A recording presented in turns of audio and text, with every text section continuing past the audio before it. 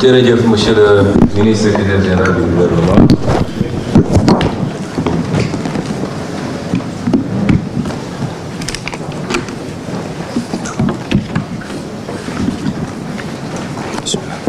defe naa yegsi nañu ci cappaandawu daje bi ñuy gërëm ñëpp di leen sant di fàttali ni daaw ci waxtu wi wala lu ko jege daje bu mel ni amoon na ci kilifteefu yeneen kilifa te lu bari ci li nga xam ne moom nga faram-fàcc léegi ci ay ndogal méngoo na ak ay ndogal yu ñu jëloon daaw ci waxtu wi mu mel ni donc du sur place bu ñu def ndax am na yu bees yuñ ci yokk waaye dafa mel ni boo jëloon conseil interministériel bu daaw ak bu daaw jéeg bu daawaati jéeg ak bu ren mbir mi ni mu tëree woon rek la tëree ba léegi kon loolu wane na ni problème bi nga xam ne moo ñu tax a daje ba tey jii gouvernement Sénégal songu ko woon ni mu ko war a songe ñun nag suñu bébét mooy ñu song ko te régler ko définitivement loolu nag dafa aajo ñu xoolaat suñu taxawaay ñun ñëpp.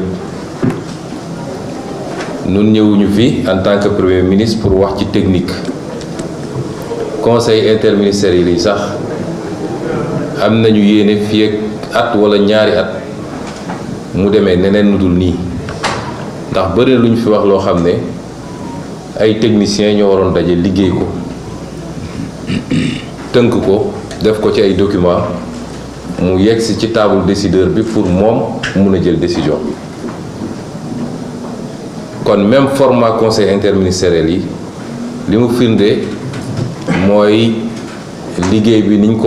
koy doxalee ci approche bi jàpp nañ ni du noonu kon ñëwuñu fi en tant que technicien bu dee mbirum wàllu techniciens yi fi exposé ñooñu ko gën a xam foofu te mate nañ bu dee ci wàllu administration ñoom préfet gouverneur yi ngi fii te mate nañ ko kon suñ fiy ñëw dañ fiy ñëw en tant que autorité politique te politique nag baaxewul di dugg ci détails yi waaye day xool li nga xam ne mooy li ñu war a jël ci orientation ak décision pour mbir mi ñoŋe ñu jàpp ni faaw rek état bi monter en puissance faw état bi gën a am dëgër laay ak taxawaay ci mbir mi te dina ko am bu soobee yàlla loolu dafa laaj nag ñu am moyens yi nga xam ne jumtuwaay ak koppar boo xam ne moo ñuy dooleel pour ñu mën koo def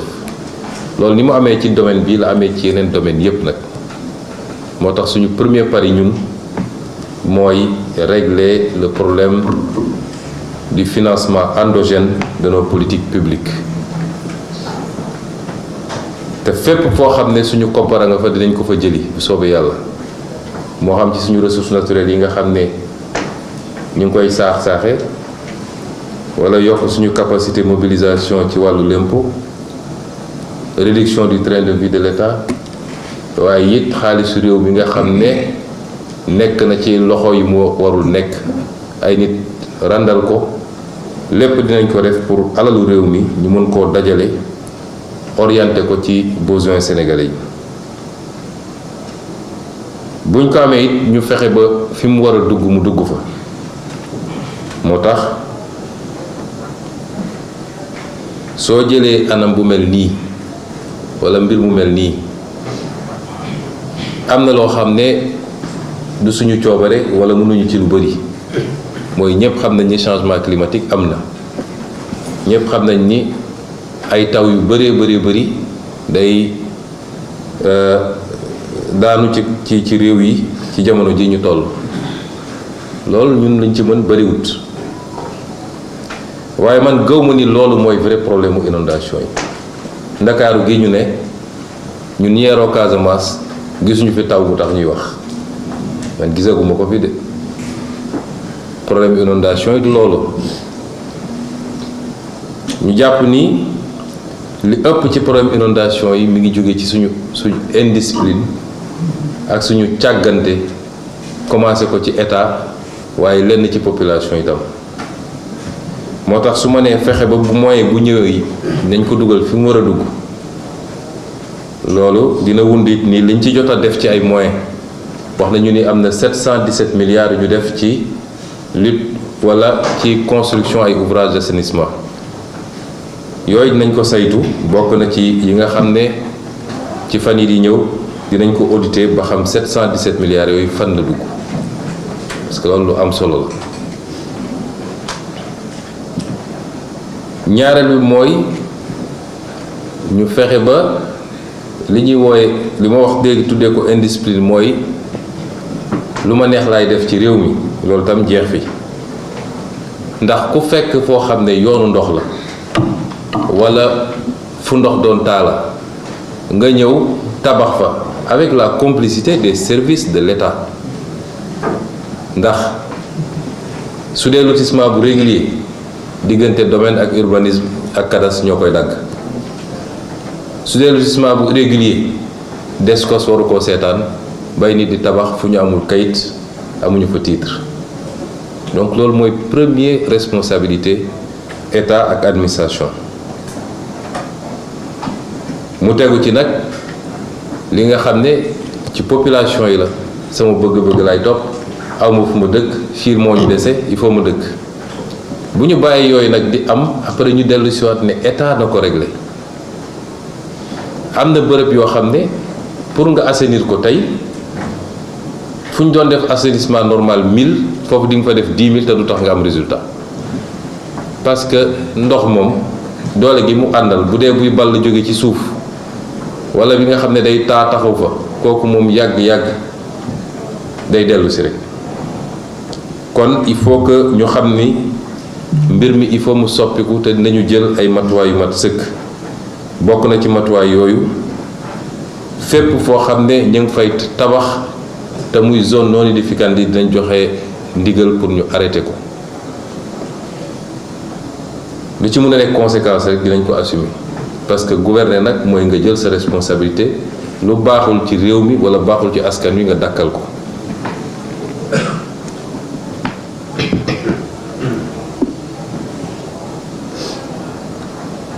yooyu suñu responsabilité la te nii lañ ko fas yéene doxalee ba bu ñu fi dajawaatee parce que conseil interministériel bi ni mu amee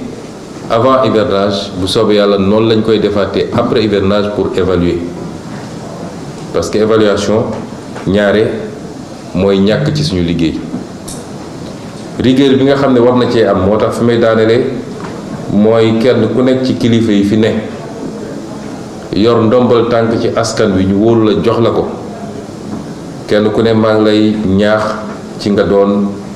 ab patriote mooy nga bëgg réew mi ndax ñun amuñu lu dul Sénégal bëgg réew mi nag mooy non seulement li nga warloog askan wi nga def ko te doo xaar ñu ne la def ko mais nga def lu raw loolu nga yokk ci parce que lu tax changement mënul ñàkk mooy suñu toogee fii tey ñun di wax dafa fekk am na ay Sénégalais yoo xam ne joxe nañ seen bakkan pour changement am ne serait-ce que pour ça mënuñ ñëw fii di yox yoxe bëgguma di wax mu mel ni da ngay dànkaafu waaye damay wax ñaax kilifa yi fi nekk yépp ñu xam ni on sera très regardant sur ce que chacun fait et à chaque moment les responsabilités se sont situées et les conséquences en termes de sanctions positives ou négatives en seront tirées parce que bëri na luy am ci réew mi suñu càggante la à commencer par man mii la ca des nag wax nañ ko fii état bi dina essayer monter en puissance mais ça se fera progressivement en attendant dañuy yaakaar ci mobilisation citoyenne moo tax démarche inclusive bi monsieur le ministre ñu ngi leen ci félicité di félicité it ñi nga xam ne ay volontaire lañu xaaruñu ñu fay leen wala ñu ñaax leen waaye ñoo jël seen responsabilité ni ñii njëriñu réew mi la dama ciy taxaw. Démarche citoyenne boobu moom la ñu gëm ñun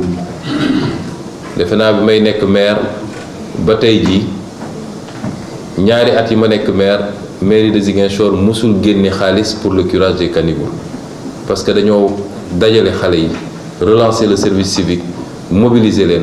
entrepreneurs yi nekk ci région bi ku nekk joxe matériel ñu def curage boo xam ne moo gën fuuf lañ daan def di ci fay xaalis bu bëri. kon si les citoyens se mobilisent te état bi accompagner leen su ma nee état bi mooy état central comme les entités décentralisées mën nañu am résultat bu mag a mag a mag ci li jëm ci les travaux préparatoires. ànd ak loolu it son excellence monsieur le président de la république dafa lancé woon une journée qui sera certainement le 1er juin s'il n'y a pas changement boo xam ne symboliquement Sénégalais yëpp la ñuy woo ñu génn kenn ku ne fa nga dëkk à commencer par moom monsieur le président de la république l'ensemble du gouvernement pour lancer les activités citoyennes yu jëm ci non seulement curage ak évacuation mais lépp lu jëm ci setal réew mi loolu am na solo ci action bi nga xam ne mooy action gouvernement bi. En résumé simplement en langue française, je voudrais dire que nous saluons et félicitons monsieur le ministre pour la qualité de l'organisation de ce conseil interministériel et nous attachons beaucoup de prix à la correcte exécution des résolutions qui en sont issues. Ceci est important parce que si aujourd'hui je me suis amusé à relire, et depuis qu'on a commencé, je relis tout le temps les communiqués des conseils interministériels des années passées, et je les compare à ce qui a été établi par nos services, et je me rends compte que c'est quasiment les mêmes résolutions à quelques changements près qui sont édictées.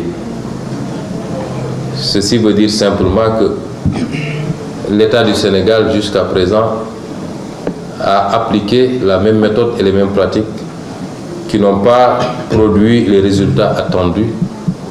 puisqu'on a l'impression de faire du surplace. Et chaque année, avec son lot d'inondations, alors que, dans notre analyse, il n'y a pas une pluviométrie exceptionnelle, à l'exception de quelques zones du pays. Il n'y a pas une pluviométrie vraiment exceptionnelle qui puisse justifier des inondations massives. La vérité, c'est que les négligences étatiques et administratives particulièrement, et l'indiscipline citoyenne quelquefois, sont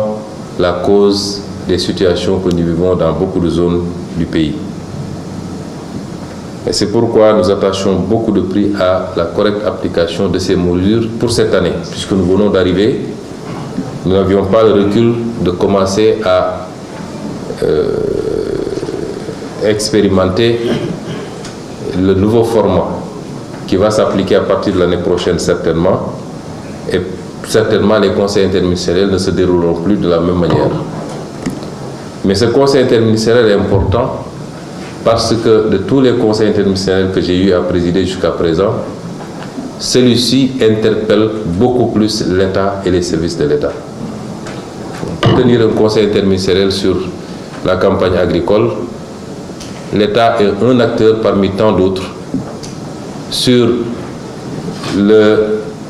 pèlerinage ou la préparation de la Tabaski, l'État est un acteur parmi tant d'autres. Mais pour cette question-ci, l'État est l'acteur principal, pour ne pas dire à 90%. Cette question relève de la responsabilité de l'État. Responsabilité technique, responsabilité administrative et évidemment responsabilité politique. Et c'est pourquoi nous considérons que l'État doit monter en puissance pour en finir définitivement avec cette équation. S'il devait y avoir des inondations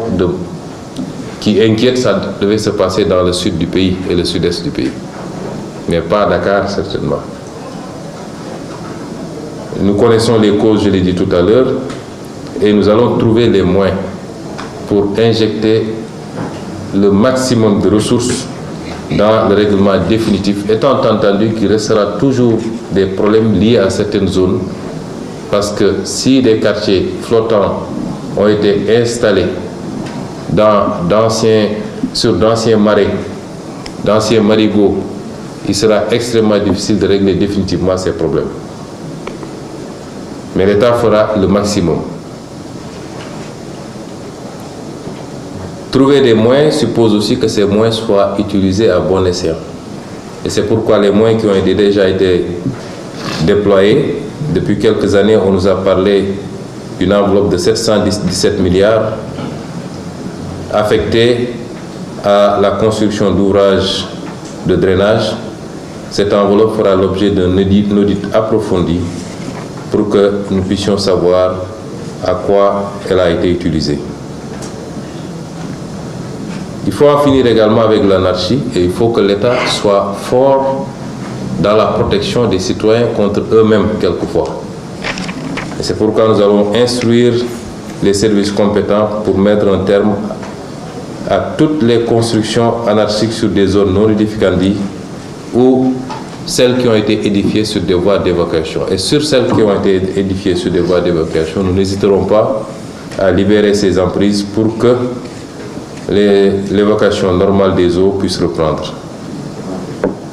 Et à côté de ces actions de l'État, nous continuerons à lancer un appel à la mobilisation citoyenne et nous félicitons toutes les organisations citoyennes qui ont pris part et celles qui n'ont pas pu être présentes aujourd'hui ici pour leur esprit patriotique. Je donne souvent un exemple, ce que nous avons pu faire à Ziguinchor où pendant 2 ans, on n'a jamais eu recours à des entreprises pour faire le travail qu'il fallait faire. Avec une bonne mobilisation citoyenne, les caniveaux ont été régulièrement curés, les rues nettoyées, sans que la mairie ait eu à débourser le moindre franc. Nous donc lançons un appel à cette mobilisation citoyenne et remercions également les forces armées. Nous sommes venus avec un programme qui essaye de réactiver ou réactualiser le concept armée-nation qui nous a été très cher quand nous étions plus jeunes. Et aujourd'hui, la participation de l'armée est appréciable et elle va s'accroître, Monsieur le ministre des Forces armées et Monsieur le ministre de l'Intérieur, pour qu'elle puisse suppléer au manque que nous avons constaté par rapport aux services classiques de l'État, mais également les privés qui interviennent dans le travail d'assainissement. Et c'est pourquoi le président de la République a décidé d'organiser cette journée citoyenne qu'il présidera lui-même, quand lui-même sera sur le terrain, où on appellera tous les citoyens, chacun dans son quartier, dans son village, dans son département ou dans sa ville, à se mobiliser. Évidemment, c'est une journée symbolique, mais cette mobilisation ne va pas s'arrêter à cette journée. Mais symboliquement, et tout le gouvernement avec le président de la République, pour que, en attendant de lancer véritablement le programme que nous voulons, avec les moyens que nous allons mobiliser, que l'action citoyenne combinée avec la participation de l'armée nous permette d'anticiper sur un certain nombre de risques. Je vous remercie donc tous d'avoir participé à ce conseil interministériel et vous souhaite un bon retour dans vos services respectifs. Merci.